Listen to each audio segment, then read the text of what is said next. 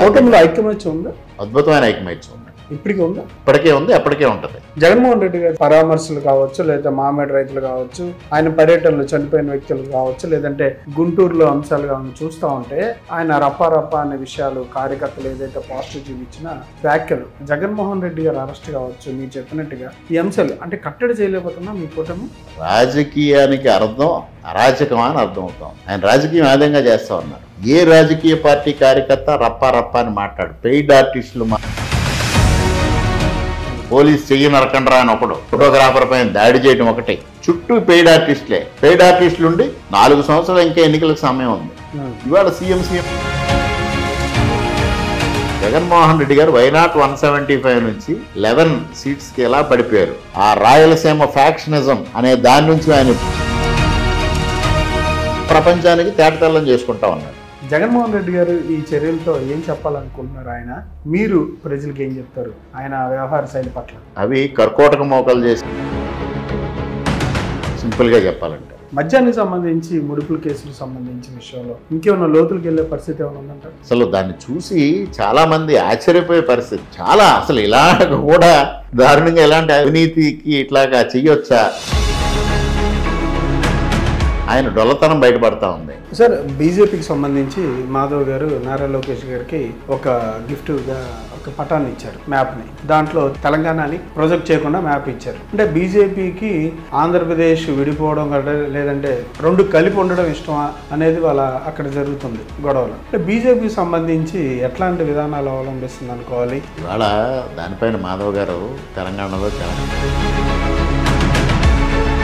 తర్వాత దానిపైన మనం మళ్ళీ వేరేగా చర్చించడం అనవసరం. కానీ తల్లికి వందనం మీరు 15,000 ఇచ్చి కానీ 13,000 రూపాయల అకౌంట్లో డిపాజిట్ చేయడం, 2,000 రూపాయలు స్కూల్ అకౌంట్కి అని చెప్పి ఇదే గతంలో కూడా జగన్మోహన్ రెడ్డి గారు చేస్తే మీరే విమర్శించారు. ఇవాళ మీది తప్పు కదా? చాలా వ్యత్యాసం ఉంది దానికి దీన్ని. గతంలో ఆ విధంగా జరగలేదుగా. గతంలో 2000 బాబు షూరిటీ మోసం గ్యారంటీ అని రోడ్లకు ఎక్కుతున్నారు. అంటే మీరు ఇచ్చిన సూపర్ 6 పథకాలకు సంబంధించి అంటే నిజంగా మీరు ఇచ్చిన హామీలు, ఇప్పుడు అమలు చేస్తున్న విధానాలు, ఈ రెండింటిపై చర్చ చేస్తే మీరేమంటారు? జగన్మోహన్ రెడ్డి గారి గురించి 2 ఉదాహరణలు చెప్పాలి. కాకిని ఎంత గడిగినా హంస కాలేదు అంట.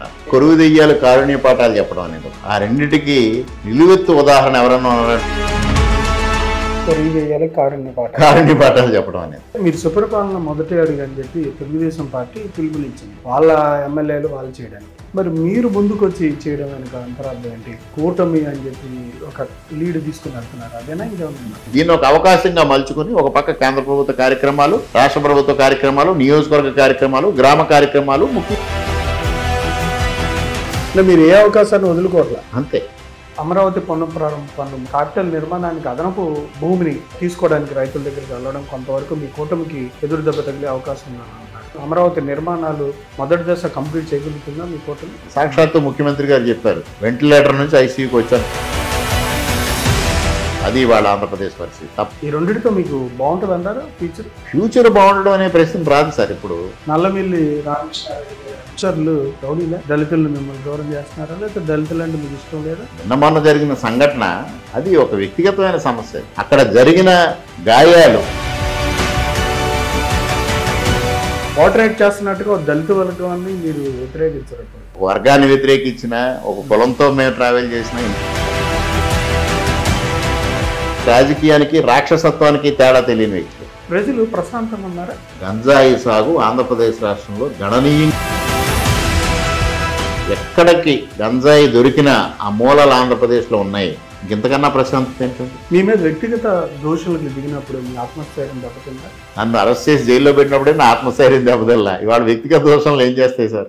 నమస్కారం రామకృష్ణారెడ్డి గారు. నమస్కారం వంశీ గారు. బాబు షూరిటీ మోసం గ్యారంటీ అని వాళ్ళు రోడ్లకు ఎక్కుతున్నారు. అంటే మీరు ఇచ్చిన సూపర్ 6 పథకాలకు సంబంధించి కానీ వేరే విషయాల గురించి కానీ అంటే నిజంగా మీరు ఇచ్చిన హామీలు, ఇప్పుడు అమలు చేస్తున్న విధానాలు, ఈ రెండింటిపై చర్చ చేస్తే మీరేమంటారు? మీరు ఇచ్చిన హామీలు ఏంటి, ఇప్పుడు అమలు చేస్తుంది ఏంటి? తల్లికి వందనం కావచ్చు, రైతుల విషయంలో కావచ్చు, ధాన్యం కొనుగోలులో కావచ్చు, మిగతా అంశాలు. జగన్మోహన్ రెడ్డి గారి గురించి 2 ఉదాహరణలు చెప్పాలి. కాకిని ఎంత గడిగినా హంస కాలేదు అంటారు. అలాగే కొరువు దెయ్యాలు కారుణ్య పాఠాలు చెప్పడం అనేది ఒకటి. ఆ రెండింటికి నిలువెత్తు ఉదాహరణ ఎవరన్నా ఉన్నారంటే జగన్మోహన్ రెడ్డి గారు. కొరువు దెయ్యాలు కారుణ్య పాఠాలు చెప్పడం అనేది. అంటే ఇవాళ ఆయనకి అధికారంలో ఉన్నంతసేపు అభివృద్ధి ఏ విధంగా చేయాలి, సంక్షేమం ఏ విధంగా చేయాలి, ప్రజలతో ఏ విధంగా మమేకం కావాలనేది దానికి తెలియదు. ఆయన ఎంతసేపు పరదాల మాట చేశాడు, లేకపోతే చెట్లు కొట్టుకున్నాడు, హెలికాప్టర్లు వెళ్తుంటే కూడా రోడ్ల పైన ట్రాఫిక్ ఆపారు, ఈ విధమైన చేసి ఇవాళ సంక్షేమం జరగలేదు అంటారు. ఒకే ఒక్క ఉదాహరణ అడుగుతా ఉన్నా, అమ్మఒడి కార్యక్రమం.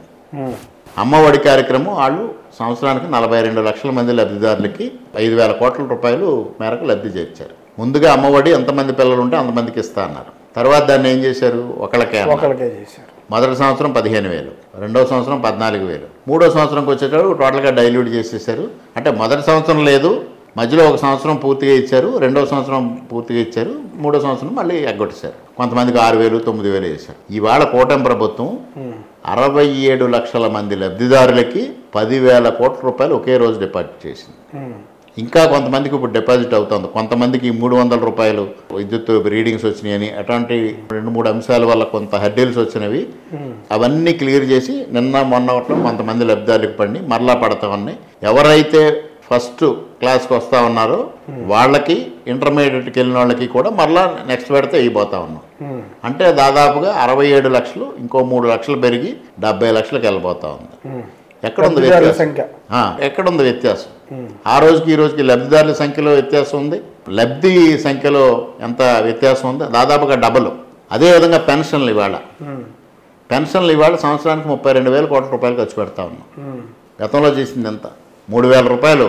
2,000 నుంచి 3,000 చేయడానికి 5 సంవత్సరాలు పట్టింది ఆయనకి. ఇవాళ వచ్చిన 15 రోజుల రూపంలో ఏదైతే రెట్రోస్పెక్టివ్ ఎఫెక్ట్తో 4,000 రూపాయలు ఇవ్వడం జరుగుతూ ఉంది. ఒక పక్క రోడ్లు గుంతలు పూడ్చాం, ఒక పక్క సాగునీటి వ్యవస్థకు సంబంధించి కాలువలు శుభ్రపరచడం జరిగింది. మరో పక్క ఈయన నవరత్నాల పేరుతో బీసీ వెల్ఫేర్ వదిలేశాడు, ఎస్సీ వెల్ఫేర్ వదిలేశాడు. టోటల్గా అవన్నీ వదిలేసి ఈ డబ్బులన్నీ నవరత్నాలకి మళ్లించామని చెప్పి రోడ్లకి అన్నీ చేసింది ఏముంది సంక్షేమం? ఇవాళ ఏ కార్యక్రమాలకు ఆ కార్యక్రమాలు సాగుతూ ఉన్నాయి. బీసీ వెల్ఫేర్ జరుగుతూ ఉంది, ఎస్సీ వెల్ఫేర్ జరుగుతూ ఉంది, అభివృద్ధి కార్యక్రమాలు జరుగుతూ ఉన్నాయి. ఇవాళ ఎన్ఆర్ఎన్జిఎస్ ద్వారా పెద్ద ఎత్తున సిమెంట్ రోడ్లు వేస్తూ ఉన్నాం, ఈ లింక్ రోడ్లు వేస్తూ ఉన్నాం, ఆర్ఎన్బి రోడ్లు అభివృద్ధి చేస్తూ ఉన్నాం, సాగునీటి వ్యవస్థను అభివృద్ధి చేస్తూ ఉన్నాం, మురుగునీటి వ్యవస్థను అభివృద్ధి చేస్తూ ఉన్నాం. ఇవాళ 5 సంవత్సరాలు నిర్వీర్యమైపోయిన వ్యవస్థలన్నీ గాడికి తీసుకొస్తా ఉన్నాం. అంటే వీటిలో గేమ్ చేంజర్ తల్లికి వందనం? గేమ్ చేంజర్ అని కాదండి, మేము మాట ఇచ్చాం, మాట ప్రకారంగా చేస్తాం. కానీ తల్లికి వందనం మీరు 15,000 ఇచ్చి కానీ 13,000 రూపాయలు అకౌంట్లో డిపాజిట్ చేయడం, 2,000 రూపాయలు స్కూల్ అకౌంట్కి అని చెప్పి, ఇదే గతంలో కూడా జగన్మోహన్ రెడ్డి గారు చేస్తే మీరే విమర్శించారు. ఇవాళ మీది తప్పు కదా? చాలా వ్యత్యాసం ఉంది దానికి దీనికి. గతంలో ఏ అకౌంట్కి వెళ్ళిందండి ఆ 2,000? స్కూల్ అకౌంట్కి వెళ్ళలేదే. స్కూల్ అకౌంట్ లేని చోట కలెక్టర్ అకౌంట్కి వేయలేదే.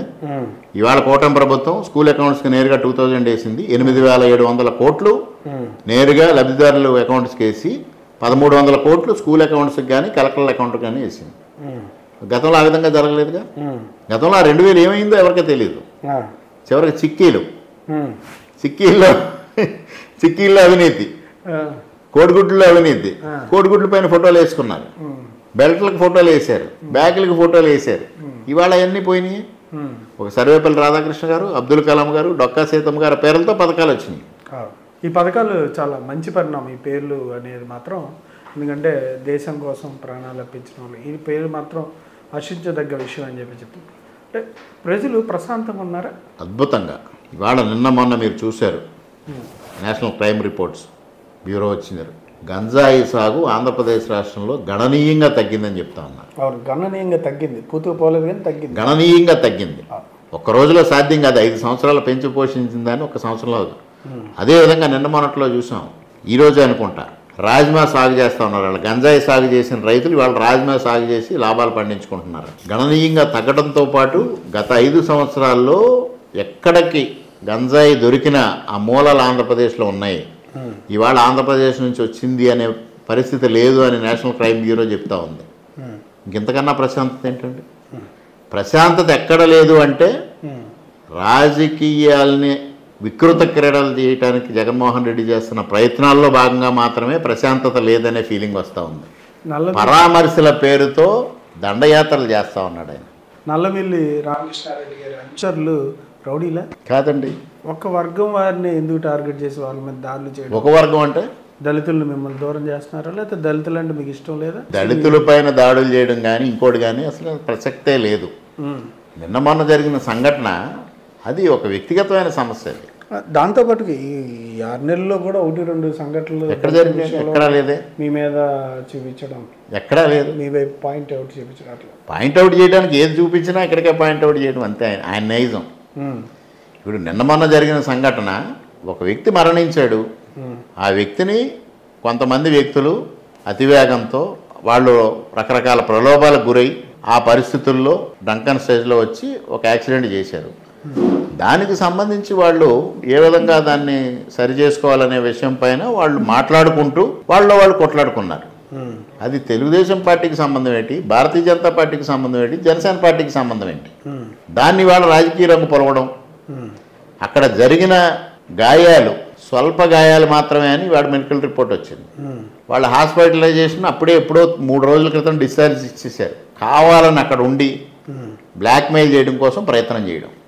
స్వల్ప గాయాలకి మరి అంటే నాకు అర్థం కానిది ఏంటంటే, స్వతహాగా సూర్యనారాయణ రెడ్డి గారు ఒక వైద్యుడు, ఆయనకి గాయాల తీవ్రత 100% తెలుసు, ఆయన తెలియాలి. అంటే ఆయనకి అది తెలియదా, తెలిసి నాటకం ఆడుతున్నారా? అంటే తెలియదంటే ఈ 35 సంవత్సరాలు చేసిన ఆయన వైద్యం చేసింది ఇవాళ ప్రజలు రిస్క్లో ఉన్నట్టు. జిల్లా వైఎస్ఆర్సీపీ నాయకులు కావచ్చు, మాజీ మంత్రులు, వీళ్ళంతా వచ్చి ఇక్కడ మీకు వార్నింగ్లు ఇచ్చే పరిస్థితి ఉంది. వేణు గారు వచ్చారు. గత వైసీపీ ప్రభుత్వ హయాంలో ఇక్కడ బీసీ నాయకులు సూర్యనారాయణ రెడ్డి గారి వల్ల చనిపోవడం జరిగింది. సూర్యనారాయణ రెడ్డి గారి అనుచరుల వల్ల. పంపన ఆనందరావు సెట్టిపల్లి కులానికి చెందిన వ్యక్తి, కోటిపల్లి కామాక్షి విశ్వకర్మ చెందిన వ్యక్తి, వాళ్ళు సూసైడ్ చేసుకుని చనిపోయారు. ఆ రోజు వేణుగారు ఎక్కడున్నారు? ఎందువల్ల పరామర్శించలేదు కనీసం? ఆవిడ బీసీ సంక్షేమ శాఖ మంత్రి కదా ఆయన. ఒక బీసీ కులానికి చెందిన వ్యక్తులు వీళ్ళ దౌర్జన్యాల వల్ల చనిపోయారు. ఇక్కడ ఒక కర్రి అరుణ్ కుమారి సూర్యనారాయణ రెడ్డి గారే నా మరణానికి కారణమని సూసైడ్ నోట్ రాసి చనిపోయింది. మరి ఆ రోజు ఏమైపోయారు ఈ నాయకులందరూ? అనపత్తిలోనే అక్రమ మద్యం తాగి ఒక దళిత యువకుడు మరణించాడు. ఏమైపోయింది ఆ రోజు తానేతి వనిత గారు? ఎందువల్ల పరామర్శించలేదు వీళ్ళంతా? ఇవాళ పరామర్శలు గుర్తొచ్చినాయా? జగన్మోహన్ రెడ్డి గారు పరామర్శల పేరుతో దండయాత్రలు ఏ విధంగా చేస్తూ ఉన్నారో వీళ్ళు అదే స్ట్రాటజీ ఇక్కడ కూడా. 3 రోజుల క్రితం ఆ పేషెంటు మీరు హాస్పిటలైజేషన్ అవసరం లేదు, డిశ్చార్జ్ అయిపోండి అని చెప్తే వైద్యుల మీద ఒత్తిడి తెచ్చి వైద్యులను బెదిరించి కంటిన్యూ అయ్యి నిన్న పరామర్శ కాగానే గంటలో వాళ్ళు డిశ్చార్జ్ వెళ్ళిపోయారు. అప్పటి వరకు మంచం మీద లేవలేని స్థితిలో ఉన్న పేషెంట్ ఆ తర్వాత డిశ్చార్జ్ వెళ్ళిపోయాడు స్వతహాగా ఆవిడ. అది వీళ్ళు చేసే రాజకీయం. అంటే పరామర్శల వరకే ఉన్నారు వాళ్ళు, అంతే. పరామర్శ తర్వాత లేరు. అంటే పోర్ట్రేట్ చేస్తున్నట్టుగా దళిత వర్గాన్ని మీరు వ్యతిరేకించారు. ఇప్పుడు నేను దళిత వర్గాన్ని వ్యతిరేకించట్లేదు, బీసీలను వ్యతిరేకించలేదు, అందరూ మాతో కలిసి ఉన్నారు.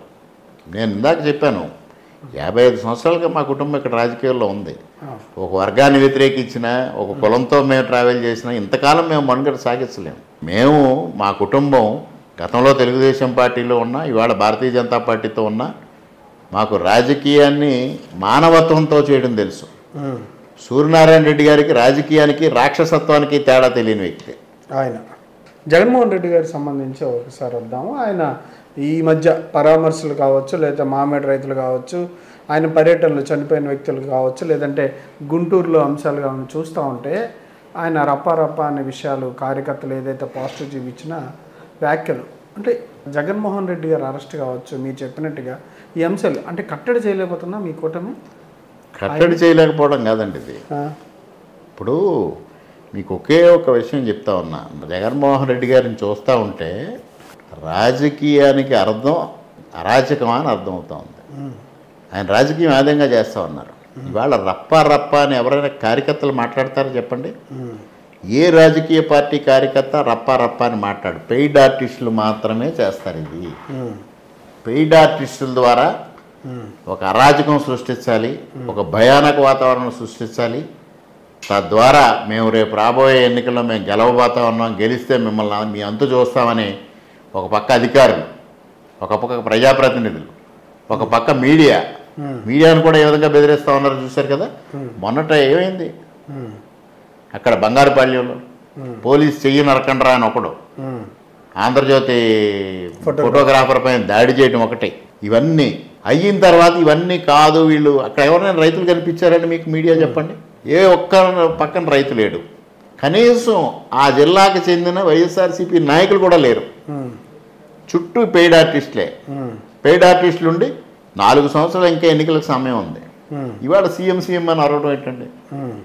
రప్పా అనడం ఏంటండి? రప్పా అన్నదాన్ని ఇంకో ఎవరైనా నాయకుడు, ఒక ముఖ్యమంత్రి చేసిన వ్యక్తి సమర్థిస్తారా వ్యాఖ్యల్ని? సమర్థించకుండా అంతకన్నా నాకు ఆనందించాల్సిన విషయం ఏముంది అంటే ఏమనాలి ఆయన్ని?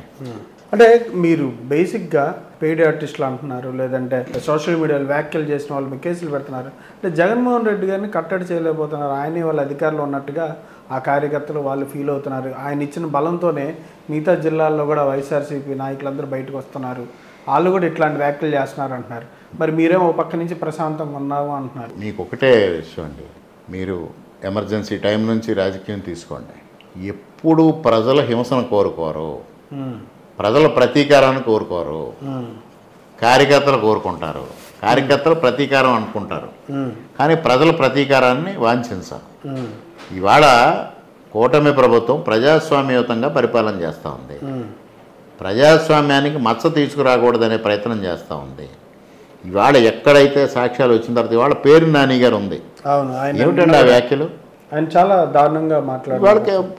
చీకట్లో కన్ను కొట్టాలి, జరగాల్సిన కార్యక్రమాలు జరిగిపోవాలంటే వాళ్ళ తండ్రి గారు చూడండి, పేర్ని కృష్ణమూర్తి గారు, ఒక సుదీర్ఘమైన రాజకీయ ప్రస్థానం, ఒక యూనియన్ లీడర్గా ఆయన ఒక విలువలు కలిగిన రాజకీయవేత్తగా ఉన్న వ్యక్తి ఇవాళ ఆ కుటుంబంలోంచి వ్యక్తి ఆయన విధంగా ఏమయ్యానంటే సావాస దోషం అనుకోవాలి మనం.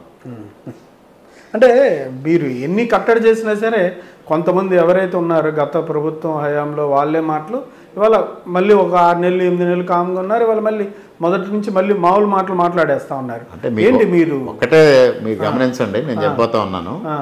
జగన్మోహన్ రెడ్డి గారు వైనాట్ 175 నుంచి 11 సీట్స్కి ఎలా పడిపోయారు? ఇలాంటి హింస ప్రేరేపించి, ఇలాంటి ఉగ్రవాదాన్ని ప్రేరేపించి మాత్రమే అయ్యారు. ప్రజలు ఏమనుకున్నారు? ఇటువంటి వ్యక్తిని మరలా గెలిపిస్తే ఈ ఆంధ్రప్రదేశ్ రాష్ట్రం మరో బీహార్ అవుతుంది, లేకపోతే ఇంకెక్కడికో వెళ్ళిపోతుంది, అభివృద్ధి పోతుంది, హింస మాత్రమే మిగులుతుంది, అందువల్ల ఈయన రానివ్వకూడదు అనేది మొదటి కారణం. అవునంటారా? ఇవాళ మరలా నేను హైదరాబాద్ నుంచి ఫ్లైట్లో వస్తూ ఉంటే ఫ్లైట్లో నా పక్క సీట్లో ఈ జిల్లాకు చెందిన ఒక ప్రముఖ వైఎస్ఆర్సీపీ నాయకుడు కూర్చుని గతంలో జగన్మోహన్ రెడ్డి చేతులారా అధికారాన్ని ఇలా మాట్లాడే దూరం చేసుకున్నాడు. ఇవాళ మరలా ఇలాంటి మాటలు మాట్లాడి ఇంకా మరలా భవిష్యత్తులో సమీప భవిష్యత్తులో అధికారానికి రాకుండా చేసుకుంటా ఉన్నాడు అని మాట్లాడుతూ ఉన్నాను. ఇవాళ ప్రజల్లో ఈయన చేసే విధానం వల్ల కానీ, ఈయన ప్రవర్తించే విధానం వల్ల కానీ, ఈయన మాటలు కానీ, వీళ్ళ కార్యకర్తలు కాదు పెయిడ్ ఆర్టిస్టులు మాట్లాడే మాటల వల్ల కానీ, అమ్మో మరలా వీళ్ళు అధికారంలోకి వస్తే ఇంక ఈ రాష్ట్రం శాంతి భద్రతలు ఉండవు, ఈ రాష్ట్రంలో అభివృద్ధి ఉండదు, మరో బీహార్ని మించిపోతుంది, అందువల్ల వీళ్ళు అధికారంలోకి రావడానికి వీలు లేదు అనే ఒక అభిప్రాయానికి వస్తూ ఉన్నారు. అది చేతులారా చేసుకుంటా ఉన్నారు. కానీ ఈ పరిస్థితుల వల్ల అమరావతి రాజధాని నిర్మాణానికి నిధుల విషయాన్ని సమీకరించడానికి వివిధ వేలల్లో మెయిల్స్ రూపంలో కంపెనీలు పెడతా ఉన్నారని చెప్తా ఉన్నారు ప్రభుత్వం. అంటే వీటన్నిటి వల్ల మీకు ఇబ్బందే కదా, ప్రజలకు విశ్వాసం. ఒకవేళ ఇన్వెస్ట్ చేయాలన్నా రియల్ ఎస్టేట్ భూమి వాళ్ళు తగ్గిపోయింది ఆంధ్రప్రదేశ్లో అని చెప్తా ఉన్నారు. ఏంటి సిచ్యువేషన్? వీటన్నిటి ఇన్వెస్టరు మీరు ఒక వ్యాపారంలో పెట్టుబడి పెట్టాలనుకుంటారు, ఒకే అంశం మీద ఆధారపడతారా? వివిధ మార్గాల ద్వారా ఆ లాభసాట కాదా, ఆ వ్యాపారం ఎట్లా సాగుద్ది, ఆ వ్యాపారం పరిస్థితులు ఏంటి, వివిధ మార్గాల ద్వారా అన్వేషించి అప్పుడు మాత్రమే పెట్టుబడి పెడతారు మీరు. ఒక సాధారణ చిన్న వ్యాపారవేత్త కూడా అదే స్ట్రాటజీ. అలాంటిది అమరావతి లాంటి చోట్ల ఇన్వెస్ట్మెంట్ చేయాలని వచ్చే పెద్ద ఇన్వెస్టర్స్ ఇలాంటి మెయిల్స్ వల్ల వాళ్ళు పోతారా? కాకపోతే వీళ్ళ నైజం బయటపడతా ఉంది, వీళ్ళ అభివృద్ధి నిరోధకులు అనేది ఎస్టాబ్లిష్ అవుతూ ఉంది. జగన్మోహన్ రెడ్డి గారు ఆ రాయలసీమ ఫ్యాక్షనిజం అనే దాని నుంచి ఆయన బయటికి రాలేదు, ఆ ఆర్థిక ఉగ్రవాది అనే దాని నుంచి బయటికి రాలేదు అనే విషయాన్ని ఆయనకాయనే ఇవాళ ప్రపంచానికి తేటతెల్లం చేసుకుంటా ఉన్నాడు. ఓకే, మద్యానికి సంబంధించి ముడుపుల కేసులకు సంబంధించి విషయంలో ఇంకేమైనా లోతులకు వెళ్ళే పరిస్థితి ఏమైనా ఉందంటారు? జరుగుతూ ఉంది కదండి. అసలు దాన్ని చూసి చాలామంది ఆశ్చర్యపోయే పరిస్థితి. అవును, చాలా చాలా అసలు ఇలా కూడా ఇంత దారుణంగా ఇలాంటి అవినీతికి ఇట్లాగా చెయ్యొచ్చా అని ఒక ఆలోచన చేసే విధానంలో చేస్తున్నాడు. జగన్మోహన్ రెడ్డి గారిది క్రిమినల్ సైకాలజీ, క్రిమినల్ సైకో. ఆ క్రిమినల్ సైకో, ఆ రాయలసీమ ఆ పాలెగాళ్ల సంస్కృతి వల్ల ఈయన అది ఆ విధానాన్ని వాళ్ళ ఆంధ్రప్రదేశ్ రాష్ట్రానికి ఆయన ముఖ్యమంత్రి చేసిన ఆయన మైండ్ సెట్ మారలా. ఆయన అధికారంలో ఉన్నా అంతే, అధికారంలో లేకపోయినా అంతే. అంటే మీరు సుపరిపాలన మొదటి అడుగు అని చెప్పి తెలుగుదేశం పార్టీ పిలుపునిచ్చింది వాళ్ళ ఎమ్మెల్యేలు వాళ్ళు చేయడానికి. మరి మీరు ముందుకు వచ్చి చేయడం వెనుక అంతరార్థం ఏంటి? కూటమి అని చెప్పి ఒక లీడ్ తీసుకుని వెళ్తున్నారు, అదేనా ఇంకేమైనా ఉందా? నేను మొదటి రోజే చెప్పా, ఇవాళ భారతీయ జనతా పార్టీ ఒక పిలుపు ఇచ్చింది. 11 సంవత్సరాలు నరేంద్ర మోడీ గారి పరిపాలన అమృత కాలం, దానికి ప్రచార కార్యక్రమం తీసుకున్నాం. ఒక పాంప్లెట్లు ముద్రించి భారతదేశంలో ఈ 11 సంవత్సరాల్లో అభివృద్ధి ఏ విధంగా సాగింది, సంక్షేమం ఏ విధంగా సాగింది, సేవ ఏ విధంగా సాగింది, ఈ 3 విషయాలని వివరిస్తూ ప్రజల్లోకి వెళ్ళమంది. ఒక పక్క తెలుగుదేశం పార్టీ సుపరిపాలన తొలడుగంది. ఈ రెండు ఒకటే. ఇది 1 సంవత్సరం అభివృద్ధి చేస్తాం, 11 సంవత్సరాలు అభివృద్ధి చేస్తాం. ఒకటి నేను సంవత్సరంలో ఏం చేశాను ప్రజలకు వివరించాలి, ఇది ఒక సువర్ణావకాశం. మూడవది నేను దానివల్ల 4 పాంప్లెట్లు పంపిణీ చేస్తున్నాను ఇక్కడ.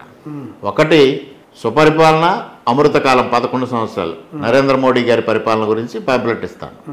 సుపరిపాలన తొలడుగు తెలుగుదేశం పార్టీ పాంప్లెట్ వెళ్తుంది. ఈ సంవత్సర కాలంలో నేను నియోజకవర్గానికి ఏం చేశాననేది ఒక పాంప్లెట్ ఇస్తున్నాను. ఈ సంవత్సరంలో ఆ గ్రామంలో సంక్షేమం ఏం జరిగింది, అభివృద్ధి ఏం జరిగింది అనేది ఒక పాంప్లెట్ ఇస్తాను. 4 పాంప్లెట్లు పంపిణీ చేసుకుంటూ ఈ సంవత్సర కాలంగా నేను ఏం చేశానో చెప్పుకోవడం కోసం దీన్ని ఒక అవకాశంగా మలుచుకొని ఒక పక్క కేంద్ర ప్రభుత్వ పథకాలు, కేంద్ర ప్రభుత్వ కార్యక్రమాలు, రాష్ట్ర ప్రభుత్వ కార్యక్రమాలు, నియోజకవర్గ కార్యక్రమాలు, గ్రామ కార్యక్రమాలు ముఖ్యంగా ప్రజలకు తీసుకెళ్తా ఉన్నా. మీరు ఏ అవకాశాన్ని వదులుకోవట్లా అంతే. ఏదైనా సరే పార్టీ విషయంలో మీరేమంటారు అంటే బీజేపీ టీడీపీ, అటు టీడీపీకి పనిచేస్తున్నారు, ఇటు బీజేపీకి పనిచేస్తున్నారు అనుకోవాలి, ఎట్లా అనుకోవాలి? కూటమికి పనిచేస్తూ ఉన్నాను నేను. కూటమి ఇవాళ 3 పార్టీలు ఐక్యంగా ముందుకెళ్తా ఉన్నాయి. అన్ని ప్రోగ్రామ్స్ కలిసే చేస్తా ఉన్నాయి. ఇదే మొట్టమొదటిసారిగా వేరే వేరే కార్యక్రమాలు వచ్చినాయి. అందువల్ల నేను ఇక్కడ ప్రజలు నాకు ముఖ్యం. అంటే మీరు పెద్ద ఎత్తున నిధులు వరదలు కూడా, అంటే నిధులకు సంబంధించి కూడా నెంబర్స్ కూడా పెద్ద నెంబర్స్ కనిపిస్తూ ఉన్నాయి అంటున్నారు. ఎంత సాధించారు 1 ఇయర్లో? ఏమైనా ఇప్పటికి దాదాపుగా రైల్వేతో కలుపుకుంటే 450 కోట్లు అనపతి నియోజకవర్గం ఈ సంవత్సర కాలంలో. అంటే ఇంప్లిమెంట్ అవుతున్నాయా లేకపోతే పేపర్ మీద ఉన్నాయా? పేపర్ మీద కాదు, గ్రౌండ్. ఆల్రెడీ కొన్ని గ్రౌండ్ అయిపోయినాయి, కొన్ని గ్రౌండ్ అవుతా ఉన్నాయి, కొన్ని టెండర్స్ కంప్లీట్ అయిపోయి ఉన్నాయి. ఎక్కడ ఇంకా శాంక్షన్స్ వచ్చినాయి ఎక్కడ నేను చెప్పట్లా. వాటికి సంబంధించి మేజర్ వర్క్ రైల్వేకి సంబంధించి almost 250 crores, Jal Jeevan mission 57 crores, తాగునీరు 57 crores, అలాగే రోడ్స్, ఎండోమెంట్స్ అన్నీ ఆల్ వింగ్స్లో, ఇంటర్నల్ రోడ్స్ ఒక దాదాపుగా 50 కోట్లు ఓన్లీ విలేజ్లో సీసీ రోడ్లు. ఈ విధంగా స్టేట్ గవర్నమెంట్స్ వైద్య ఆరోగ్య శాఖ అవనివ్వండి, పంచాయతీరాజ్ అవనివ్వండి, జల్ జీవన్ మిషన్ అవ్వండి, దేవాదాయ శాఖ అవనివ్వండి, R&B అవనివ్వండి, అవి 160 crores వచ్చింది. 160 crores, ఒక 200 ఆర్డు రైల్వే నుంచి వచ్చినాయి. మొత్తం కలిసి 450 crores వచ్చింది. సంక్షేమం వచ్చి 314 crores వచ్చింది. ఈ 1 yearలో చేసిన సంక్షేమం మా కాన్స్టిట్యున్సీ వారు చెప్పింది. వాటికి సంబంధించిన ఆల్ పుట్టు కదా 700 crores దాటింది. 700 కోట్లు దాటి. నేను అడుగుతా ఉన్నా, సంవత్సరంలో నేను చేసిన దానికి మీరు 5 సంవత్సరాల్లో చేసిన దానికి, సంక్షేమానికైనా అభివృద్ధికైనా చర్చకు వస్తారా? లేదు 2014-19లో నేను చేసిన అభివృద్ధి, మీరు 5 సంవత్సరాల్లో చేసిన అభివృద్ధి, నేను సంవత్సరంలో చేసిన అభివృద్ధి, ఈ మూడిట్లో ఏదైనా వస్తారా? అంతే కదా. ఇప్పుడు రాజకీయాల్లో అభివృద్ధికి సంక్షేమానికి ప్రాధాన్యత తప్పించి వ్యక్తిగత ఆరోపణలు, వ్యక్తిగత విషయాలకి తావులేదు. అంటే విద్యా వైద్యానికి సంబంధించి అట్లా ఇప్పుడు పేరెంటింగ్ కూడా స్టార్ట్ చేస్తూ ఉన్నారు, ఆల్రెడీ స్టార్ట్ అయింది. అంటే ఎట్లా ఉంది విద్యా వైద్యానికి మీ కూటమి ప్రభుత్వం ఎట్లాంటి ప్రాధాన్యత? విద్యకి మీరు ఇందాకే చెప్పారు, అసలు అద్భుతమైన ఒక స్ఫూర్తినిచ్చే పరిస్థితి వచ్చింది. స్ఫూర్తిదాయకంగా మహనీయుల పేర్లు పెట్టి వాళ్ళ ఆ సిస్టమ్నే అసలు వ్యక్తి ఆరాధన అనే దానికి దూరంగా జరిగి ఇవాళ మహనీయుల పేర్లు స్మరించేలాగా విద్యార్థులకు, దట్టు చాగంటి కోటేశ్వరరావు గారు లాంటి వ్యక్తిని నైతిక విలువల కమిటీకి చైర్మన్గా పెట్టి పాఠ్యాంశాలు కూడా మార్చే పరిస్థితి వచ్చింది. పేరెంట్ టీచర్ మీటింగ్ పెట్టడం ద్వారా పేరెంట్స్కి స్కూల్స్లో ఏం జరుగుతుంది, పిల్లలకి ఏ విధమైన సపోర్ట్ తల్లిదండ్రుల దగ్గర నుంచి కావాలి, తల్లిదండ్రులకి ఉపాధ్యాయులకి మధ్యన ఏ విధమైన కోఆర్డినేషన్ కావాలనేది స్పష్టంగా అర్థమవుతా ఉంది. సార్, బీజేపీకి సంబంధించి మాధవ్ గారు నారా లోకేష్ గారికి ఒక గిఫ్ట్గా ఒక పటాన్ని ఇచ్చారు, మ్యాప్ని. దాంట్లో తెలంగాణని ప్రొజెక్ట్ చేయకుండా మ్యాప్ ఇచ్చారు. అంటే బీజేపీకి ఆంధ్రప్రదేశ్ విడిపోవడం కంటే లేదంటే 2 కలిపి ఉండడం ఇష్టమా అనేది వాళ్ళ అక్కడ జరుగుతుంది గొడవలు. అంటే బీజేపీకి సంబంధించి ఎట్లాంటి విధానాలు అవలంబిస్తుంది అనుకోవాలి? మీరు బీజేపీలోకి వెళ్ళిన తర్వాత మీరు ఎంతవరకు బీజేపీని ఓన్ చేసుకున్నారు? ఇవాళ దానిపైన మాధవ్ గారు తెలంగాణలో చాలా క్లారిటీ ఇచ్చారు. అంత క్లారిటీ ఆయన ఇచ్చిన తర్వాత దానిపైన మనం మళ్ళీ వేరేగా చర్చించడం అనవసరం. ఇక రెండవది మీరు అడిగారు మీరు అంతవరకు బీజేపీని ఓన్ చేసుకున్నారని. 2 రోజుల క్రితం మాధవ్ గారు ఇక్కడ మాట్లాడారు. నేను ఎన్నికైన వెంటనే భారతీయ జనతా పార్టీ కేడర్ మీటింగ్లో, స్టేట్ మీటింగ్లో నేను స్పష్టంగా ఒకటి చెప్పాను. 42 సంవత్సరాల పాటు మా కుటుంబం సిన్సియర్గా తెలుగుదేశం పార్టీకి కట్టుబడి ఉన్నాం. తెలుగుదేశం పార్టీ సంక్షేమానికి కోసం కానీ కార్యకర్తల కోసం కానీ కృషి చేశాం. ఇవాళ అనూహ్యమైన పరిస్థితుల్లో నేను ఇష్టము లేకుండా భారతీయ జనతా పార్టీకి వచ్చినా ఇవాళ భారతీయ జనతా పార్టీ మ్యాండేట్ పైన నేను శాసనసభ్యుడిగా గెలిచాను. సో నేను భారతీయ జనతా పార్టీ కట్టుబడి నేను పనిచేస్తాను. భారతీయ జనతా పార్టీ సిద్ధాంతాలకు కానీ భారతీయ జనతా పార్టీ విధానాలకు కానీ కట్టుబడి ఒక భారతీయ జనతా పార్టీ శాసనసభ్యుడిగా పనిచేస్తాను అని చెప్పాను. ఆ విధంగానే పనిచేస్తూ ఉన్నాను. ఇవాళ అగ్రనాయకత్వం కానీ కార్యకర్తలు కానీ చాలా హ్యాపీగా ఉన్నారు. P4 విధానం మీ కాన్స్టిట్యున్సీలో ఇంప్లిమెంట్ చేశారా? P4 విధానంతో ఎంతవరకు ఉపయోగం కలుగుతుందంటారు? మేము ఆల్రెడీ ఒక విజన్ 2047 సమావేశం ఏర్పాటు చేసుకోవడం జరిగింది. ఇప్పుడు ఎవరైతే కొంతమందిని ఐడెంటిఫై చేసుకోవాల్సిన పేషెంట్, దత్తత తీసుకోవాల్సిన పేషెంట్స్కి సంబంధించి టీపీ పేషెంట్స్ కానీ ఇవి కానీ పేర్లు ఐడెంటిఫై చేస్తూ ఉన్నారు. తొందరలోనే మేము ఆ రోజు చాలామంది ఇండస్ట్రియలిస్ట్ని కూడా ఐడెంటిఫై చేసాం, న్యూట్రల్ పర్సన్స్ కూడా ఐడెంటిఫై చేసాం. వీళ్ళందరి ద్వారా దత్తత తీసుకునే కార్యక్రమాలు ఆల్రెడీ ఏ విధంగా డెవలప్ చేయాలనేది నాకు స్పష్టమైన అవగాహన ఉంది. ఆ విజన్ ప్రకారంగానే నేను ఇవాళ ఈ సంవత్సర కాలంలో డెవలప్మెంట్ చేసుకుంటూ వెళ్తా ఉన్నాను. దాన్ని ముందుకు తీసుకెళ్తున్నాం. P4 స్పష్టమైన విధానంతో చంద్రబాబు నాయుడు గారు ఏదైతే మంచి అంటే దాని ద్వారా ఉపయోగం కలిగింది అంటారా గ్రౌండ్ లెవెల్? డెఫినెట్గా. అంటే మీకు ఒకటే, ప్రభుత్వమే అన్ని కార్యక్రమాలు చేయాలంటే సాధ్యం కాని పని. డెఫినెట్గా స్టేక్ హోల్డర్స్ కూడా రావాలి. అందరూ సమిష్టి కృషితోనే ఇవాళ ప్రభుత్వం భాగస్వామ్యంతో, ప్రైవేటు వ్యక్తుల భాగస్వామ్యంతో ముందుకెళ్ళాలి. ఇవాళ మీరు చూశారు, నిన్న మొన్న కూడా ఆయన శివనాడారు అభివృద్ధి కోసం దాదాపు 250 కోట్ల రూపాయలు ఆయన బయటకు ఇచ్చారు. ఆ విధంగా ఇవాళ పారిశ్రామికవేత్తలు సమాజం నుంచి సంపాదించుకున్న వాళ్ళు మళ్ళీ తిరిగి సమాజానికి ఖర్చు పెట్టాలి అనే ఒక భావజాలంతో ముందుకు వస్తూ ఉన్నారు, గతంలో లేని విధంగా.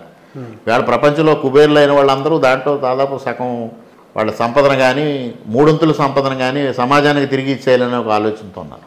ఆలోచన ఇవాళ అందిపుచ్చుకోవాలి. దానిలో చంద్రబాబు నాయుడు గారు ముందు ఉన్నారు. దాన్నే ఇక్కడ అమలు చేయడం జరుగుతూ ఉంది. ఇక్కడ కూడా అదే విధానం అమలు చేసి ప్రజలకి అన్ని సౌకర్యాలు అందించాలి. మరి ఎంత నెంబర్ ఉందండి ఇక్కడ మీ P4 మీ ప్రోగ్రాంలో? మీ కాన్స్టిట్యున్సీ నుంచి ఎంతమందిని దత్తత తీసుకున్నారు? ఐడెంటిఫై చేస్తున్నారు. ఎవరెవరు దత్తత ఎంతమందిని తీసుకోవాలనేది మేము ఐడెంటిఫై చేస్తాం. మీరు ఐడెంటిఫై చేస్తారు. అంటే అమరావతి పునఃప్రారంభ పనులు మోడీ గారు వచ్చారు, 50,000 కోట్లు మొత్తంగా కలిపి రాష్ట్రానికి కేటాయింపులు చేశారన్నారు. క్యాపిటల్ నిర్మాణానికి అదనపు భూమిని తీసుకోవడానికి రైతుల దగ్గరికి వెళ్ళడం కొంతవరకు మీ కూటమికి ఎదురు దెబ్బ తగిలే అవకాశం ఉందని అంటున్నారు. దీని మీద మీరే ఉంటారు? అమరావతి నిర్మాణాలు మొదటి దశ కంప్లీట్ చేయగలుగుతుందా మీ కూటమి? తప్పనిసరిగా కంప్లీట్ చేస్తుందండి. ఎందుకంటే ఇవాళ కేంద్ర ప్రభుత్వం సంపూర్ణమైన సహకారం ఇస్తాం. మీకు ఒకటే స్పష్టంగా చెప్తా ఉన్నా, 78 సంవత్సరాల స్వతంత్రం వచ్చిన తర్వాత స్వతంత్ర భారతదేశంలో ఏ కేంద్ర ప్రభుత్వం సహకరించని రీతిలో ఇవాళ ఆంధ్రప్రదేశ్కి కేంద్ర ప్రభుత్వం సహకారం ఇస్తూ ఉంది. సాక్షాత్తు ముఖ్యమంత్రి గారు చెప్పారు, వెంటిలేటర్ నుంచి ఐసీయూకి వచ్చాం కేంద్ర ప్రభుత్వ సహకారంతో అని. అది ఇవాళ ఆంధ్రప్రదేశ్ పరిస్థితి. తప్పనిసరిగా పోలవరం పూర్తి చేస్తాం, అమరావతి మొదటి దశ పూర్తి చేస్తాం. ఈ రెండింటితో మీకు బాగుంటుంది అంటారా ఫ్యూచర్ బాగుండడం అనే ప్రశ్న రాదు సార్. ఇప్పుడు ఇవాళ మనకి ఒక బాధ్యత అప్పగించారు ప్రజలు. ఆ బాధ్యతను సక్రమంగా నిర్వర్తించండి. బాధ్యత నిర్వర్తిస్తూ దీనివల్ల రేపు భవిష్యత్తు బాగుంటుందని ఆలోచన చేయడం అనేది రాజకీయానికి పరమార్థం కాదు. రాజకీయానికి పరమార్థం కాదు. మీ ఉద్దేశంలో అర్థం ఏంటి? అభివృద్ధి చెయ్యాలి, సంక్షేమం చెయ్యాలి. వాళ్ళని మిమ్మల్ని ఒక ప్రజాప్రతినిధిగా ఎన్నుకున్నారు, ఒక ప్రభుత్వాన్ని ఎన్నుకున్నారు. ప్రభుత్వ విధులు ప్రభుత్వం సక్రమంగా చేయాలి, ప్రజాప్రతినిధి విధులు సక్రమంగా చేయాలి, సంక్షేమం చెయ్యాలి, అభివృద్ధి చెయ్యాలి, సుపరిపాలన చెయ్యాలి.